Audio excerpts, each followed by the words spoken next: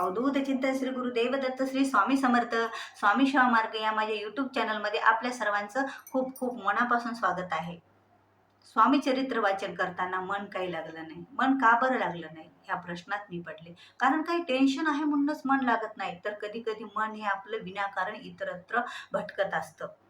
आणि आपलं तर स्वामीचरित्र वाचन सुरू होतं आणि जेव्हा हे मन जाग्यावर येतं, स्थिर होतं, त्यावेळेला तर माझा दुसरा अध्याय चालला होता आणि डायरेक्ट मी 5व्या अध्यायावर गेले. अरे पण माझा मधल्या अध्यायामध्ये काय झालं हे मला समजलंच नाही. त्या ओव्या तर मी वाचून काढल्या, माझ्या नजरेतून गेल्या, पण माझं मनच तिथं नव्हतं, तर मला त्या ओव्यामधचा अर्थ कसा बरं समजणार?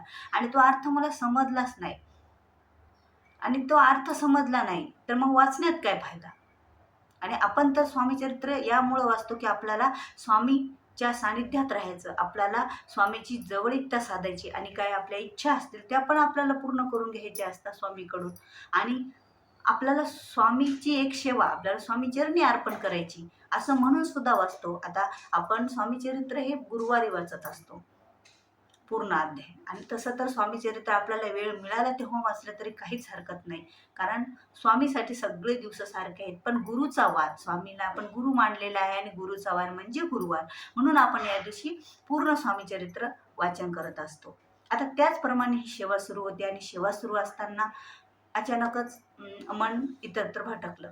मग आता या भटकल्या मनातला मला स्थिर कसं करायचं हा माझ्या तिथे मनात प्रश्न आला. मग माझ्या लक्षात आलं की अरे, आपण उजवा कान, डावा कान आणि तोंडाला स्पर्श करून, हृदयाला स्पर्श करून जेव्हा स्वामींना माफी मागतो, तेव्हा स्वामी आपल्याला नक्कीच माफ करतात. हे आपल्या ओव्या सुटलेल्या आपल्याला तर समजल्या नाही. जर आपल्याला शक्य असल्यास आपल्याला समजून घेण्यासाठी आपण पाठीमागं जाऊन रिपीट तिथपर्यंत येऊ शकतो आणि परत पुढे आपलं स्वामीचरित्र आपण सुरू करू शकतो. अशा पद्धतीने पण आपण हे स्वामीचरित्र वाचू शकतो. पण कधी आता स्वामीचरित्र वाचन तर झालं आणि स्वामीचरित्र वाचण्याचे नियम तर सर्वांना माहीत आहे. अगरबत्ती, धूप लावलेली पाहिजे, आपल्या दिवा लावलेला पाहिजे, देवघरामध्ये आपल्याला बसण्यासाठी आसन पाहिजे आणि तेव्हा आपण आपल्या कपाळाला गंध, हळदी, कुंकू लावून आपण स्वामीचरित्र वाचायला बसायचं असतं. कोणतीही सेवा करायच्या अगोदर हे एवढं कार्य आपलं असतं.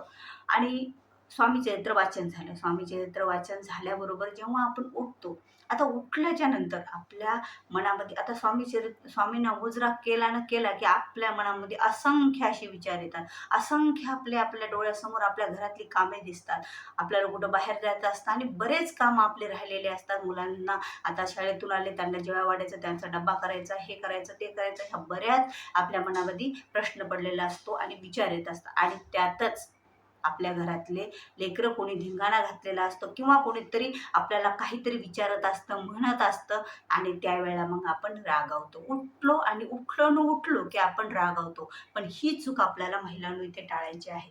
कारण एवढी मोठी आपण सेवा केली, दिव्य ग्रंथाचं आपण स्वामी चरित्र सारामृताचं आपण वाचन केलं आणि वाचन केल्याच्या नंतर आपण जर चिडचिड केली तर स्वामींना आवडेल का? आणि स्वामींना न आवडणाऱ्या गोष्टी आपल्याला करायच्याच नाही, तिथं थांबवायच्यात. ही एक चूक करायची नाही. मग आपण त्यांना, मुलांना शांततेत समजून सांगायचं आणि आपले जे आपल्यापेक्षा मोठे आहेत, काही कारणास्तव आपल्यावर चिडचिड करत असतील किंवा काही म्हणत असतील, तर त्यांना त्यावेळेला शांत बसायचं आणि थोड्या वेळेला आपण त्यांना ती गोष्ट समजावून सांगू शकतो. कारण तेव्हा राग आलेला असतो. नंतर मन आपलं शांत झालं की आपण बरोबर त्या गोष्टीचं निरासन करत असतो. ह्या 1-2 चुका आपल्याला थांबवायच्या आहेत. एक वाचतानाची चूक, एक वाचन झाल्याबरोबरची चूक. कारण आता स्वामीचरित्र पाठ कितीही करा, पण काही चुका जर केल्या तर त्याचे फळ मिळत नसते आणि स्वामींची कृपा होत नसते. आणि ह्या सर्व स्वतःवर अवलंबून आहे. आपल्या मनावर अवलंबून असणाऱ्या गोष्टी आहेत. आता तिसरी चूक कोणती बरं? आता जेव्हा आपण स्वामीचरित्र वाचतो, आता काही फक्त संकल्पयुक्त स्वामीचरित्र वाचतात असं नाही, तर काही स्वामींची सेवेकरी असे आहेत की त्यांना स्वामी सेवेपासून वंचित राहावं वाटत नाही.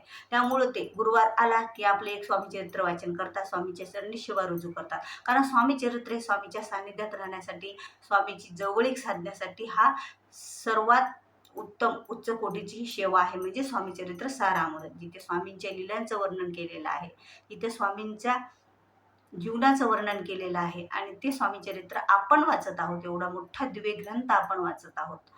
त्यावेळेला आपण निदान त्या दिवशी आपण स्वामीचरित्र सारामृताचा पूर्ण पाठ केला, म्हणजे 1 ते 21 अध्याय वाचले. त्या दिवशी निदान आपण कोणालाही काही बोलायचं नाही. म्हणजे आता कुणाला म्हणजे कसं आपल्याशी बरेच जण वाद घालतात. आपलं काही कारण नाही, आपण काही चुकत नाही, तरीही बाहेरचे कोणी किंवा घरचे कोणी आपल्याशी वाद घालतात. आणि मुद्दामून तसं होतं. अशी एक परीक्षा म्हणा किंवा काहीही. पण आपल्याशी मुद्दाम तसं होतं. तर त्यावेळेला आपल्याला वाद घालायचाच नाही. स्वामींना म्हणायचं, "स्वामी, माझी तर काही चूक नाही, पण चूक नसताना कोणी माझ्याशी वाद घालत आहे. चूक नसताना माझ्यावर मला कोणी टेन्शन देत आहे. चूक नसताना मला असं काही कोणी बोलत आहे." असं स्वामींना म्हणायचं, मुजरा करायचा बघा. मग स्वामी तुमचा हा प्रश्न मिटवतील. तुम्हाला काहीच बोलायची गरज नाही. पुढच्या माणसाला कसं शांत करायचं हे स्वामींना माहीत असतं. ते बरोबर त्या माणसाला शांत करतात आणि तुम्ही व्यवस्थित राहता. तुम्हाला स्वामी टेन्शन देत नाहीत. कारण स्वामीकडे जर आपण 10 पावले चालत गेलो, तर स्वामी आपल्याकडे निश्चितच 100 पावले चालत येतात आणि निश्चितच आपले सर्व काम करतात. असं आपल्याला अनुभव आलेले आहेत. मग ही स्वामी सेवा करतो. स्वामी सेवा करताना स्वामीचा जप असो, स्वामीचा तारक मंत्र असो किंवा स्वामी चरित्र सारामृताचं वाचन असतो. काही असो, आपलं मन हे शांत करून तिथे भक्ती, तिथे श्रद्धा आणि सर्व काही विसरून स्वामीजवळ आपल्याला थोड्या वेळापुरतं वाचन करत बसायचं असतं आणि सेवा करून घ्यायच्या असतात. म्हणजे आपण सेवा करणारे कोणी नसतो. आपण फक्त मनानं ठरवलं. आता बरेच वेळा आपण म्हणतो, की मला ही सेवा करायची, पण आपल्याला ती सेवा होत नसते आपल्याकडून. पण जेव्हा स्वामीची इच्छा झाली का, तेव्हा स्वामी ती सेवा आपल्याकडून करून घेतात. मग स्वामीची इच्छा आहे, मग इच्छा मिसळून आपल्याला सेवा करायची आणि त्यावेळेला आपल्याला चिड वादविवाद आणि अशा काही चुका आपल्याला करायचं नाही. मन शांत आणि स्थिर ठेवायचं.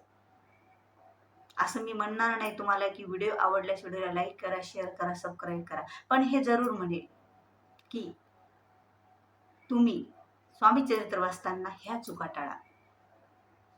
व्हिडिओ आवडला